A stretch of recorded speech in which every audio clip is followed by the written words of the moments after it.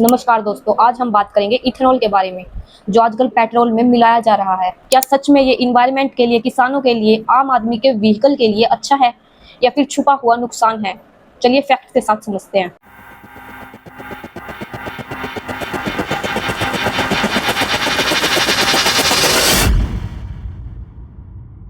Ethanol एक तरह का अल्कोहल है। इसका कोई कलर नहीं होता, यह लिक्विड फॉर्म में होता है। इसका केमिकल नाम C2H6OH होता है।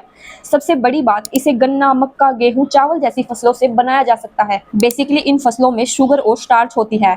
जब इन यीस्ट के साथ फर्मेंटेशन प्रोसेस के साथ गुजारा जाता है तो वही शुगर बदलकर इथेनॉल बन जाता है। इंडिया में इथेनॉल ज्यादातर गन्ने के रस से बनाया जाता है, यानी जो हिस्सा चीनी बनाने के बाद बच जाता है उसी से इथेनॉल बनता है। इसका सबसे बड़ा इस्तेमाल पेट्रोल में मिलाने के लिए किया जाता है, जिसे आप E10 या E20 के नाम से सुनते ही आ रहे होंगे। मतलब 10% या 20% पेट्रोल के साथ इथेनॉल।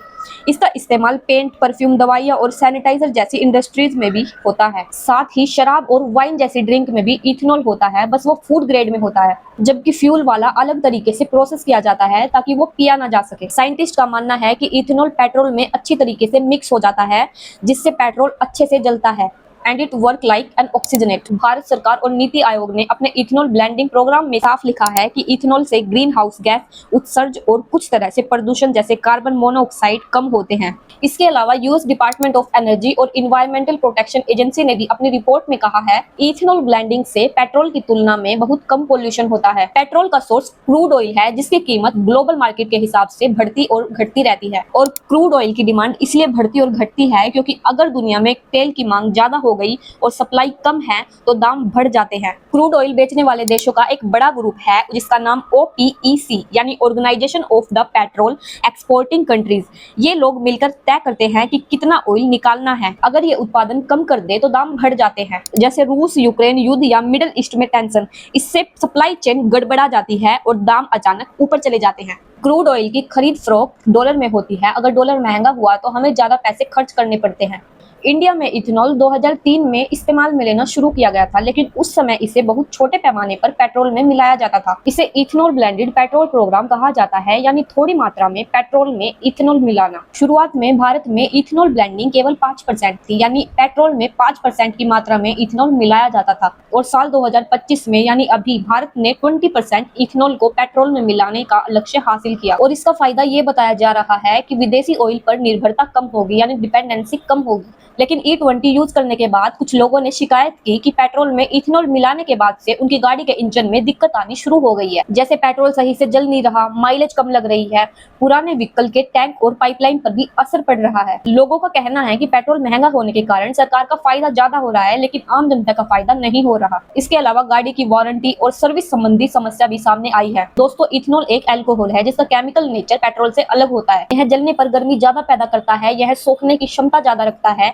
यानी नमी या पानी जमा कर सकता है। पुराने इंजन या पेट्रोल पाइपलाइन इससे कंपैटिबल नहीं हो पाते। ज्यादातर शिकायत पुराने व्हीकल के लिए आई है जो E20 के लिए डिजाइन नहीं है। नई गाड़ियां, नए व्हीकल आमतौर पर E20 के लिए कंपैटिबल होते हैं और उनमें नुकसान भी कम देखने को मिलते हैं। इथेनॉल के कारण बहुत से लोग इस प्रॉब्लम को फेस कर रहे हैं, बट सरकार अपने डिफेंस में कहती है कि ब्राजील देश में E27 पर गाड़ियां चल रही है, लेकिन वहां ऐसी कोई भी प्रॉब्लम नहीं है। बट एक्चुअल में ब्राजील की गाड़ियां 100% इथेनॉल या E27 पर भी चल सकती हैं, यानी उनकी कारें विशेष रूप से इथेनॉल के लिए डिजाइंड है। इससे ब्राजील में फ्यूल इंपोर्ट कम हुआ, किसानों की इनकम बढ़ी और साथ ही पोल्यूशन भी कम देखने को मिल रहा है। एक्चुअल में इंडिया ने ब्राजील की स्ट्रेटेजी को देखा और सीख ली कि इंडिया में भी शुगर कैन और ग्रेन से इथेनॉल बनाकर पेट्रोल में मिलाया जाना चाहिए। और अब यह टारगेट इंडिया में E20 तक पहुंचा, जैसे कि पहले ब्राजील ने भी किया था। यानी ब्राजील एक मॉडल कंट्री की तरह है जिसको भारत ने देखकर अपनी इथेनॉल पॉलिसी बनाई है। दोस्तों, ब्राजील ने E27 धीरे धीरे करके बढ़ाया था। उन्होंने वहां रहने वाले लोगों को वक्त दिया था इस चीज के लिए कि व्हीकल मैन्युफैक्चरिंग कराए और जो इथेनॉल से चल सके। दुनिया के किसी भी देश में लोगों को मजबूर नहीं किया गया था कि वो नया व्हीकल खरीदे। दोस्तों, E10 व्हीकल्स के अंदर कुछ रबड़ होजिस, सील और गैस्कीट होते हैं जो इथेनॉल की हाई मात्रा जैसे E20 को टॉलरेट नहीं कर पाते, जिसके कारण वह उन्हें सुखाता है और फुला देता है, जिसके कारण लीकेज या इंजन प्रॉब्लम आ सकती है। सरकार का कहना है कि अगर आप इन रबड़ पार्ट को निकालकर इथेनॉल रेजिस्टेंट रबड़ या मेटल पार्ट को लगवा ले तो गाड़ी इथेनॉल टॉलरेट कर सकती है।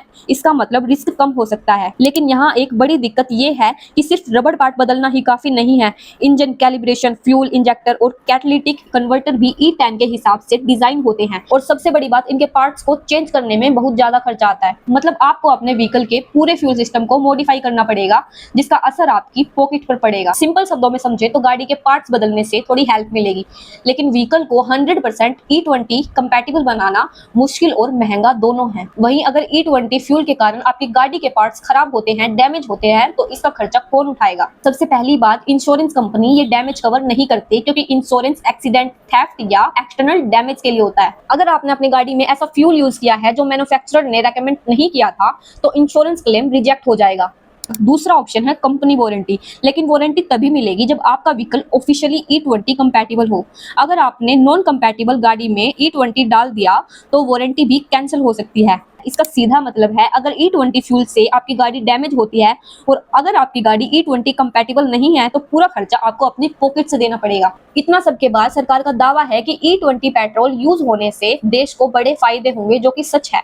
सरकार का कहना है कि विदेशों से पेट्रोल कम खरीदना पड़ेगा, किसान ज्यादा कमा पाएंगे और हवा भी साफ रहेगी, यानी पोल्यूशन कम होगा। But the real problem is, जो पुरानी गाड़ियां E10 के लिए बनी हैं और उन्हें E20 पर चलाएंगे तो उनके पार्ट्स जल्दी खराब हो जाएंगे। इसके अलावा नितिन गडकरी कहते हैं कि भारत को पेट्रोल और डीजल पर कम डिपेंड रहना चाहिए। उनका कहना है कि इथेनॉल सबसे अच्छा विकल्प है, क्योंकि इसे किसानों से खरीदा जा सकता है, जिससे किसानों की इनकम भी बढ़ेगी और पेट्रोल से यह सस्ता भी है। लेकिन सवाल ये भी उठता है कि सरकार विदेश से तेल सस्ते दाम पर खरीदती है, बट आम जनता को पेट्रोल डीजल फिर भी महंगा मिलता है, यानी फायदा जनता तक पूरी तरह से नहीं पहुंचता। लेकिन यह सोचने की बात है कि क्या इथेनॉल जनता और देश के लिए फायदेमंद सिद्ध होगा, या फिर पेट्रोल और डीजल की तरह ये सरकार और कंपनीज के लिए खेल बन जाएगा। ऑयल सस्ता खरीदकर महंगा बेचना और इथेनॉल को लेकर बड़ी बड़ी बातें करना, क्या ये जनता के साथ धोखा नहीं है? असली सवाल ये है कि जनता के लिए वो नीतियां कब बनेगी जो जनता को सच्चा और सही फायदा देगी। आखिरकार जनता ये चाहती है कि ईंधन सस्ता हो और गाड़ियां सही चले, बिना दिक्कत के चले। लेकिन क्या सरकार ये कर पाएगी? ये तो देखने की बात है। दोस्तों, आज की वीडियो के लिए बस इतना ही। अगर आपको ये वीडियो इन्फॉर्मेटिव लगा हो तो इसे ज्यादा से ज्यादा शेयर कीजिए और आप बताइए आपको क्या लगता है कि क्या इथेनॉल सच में गेम चेंजर साबित होगा या नहीं। धन्यवाद।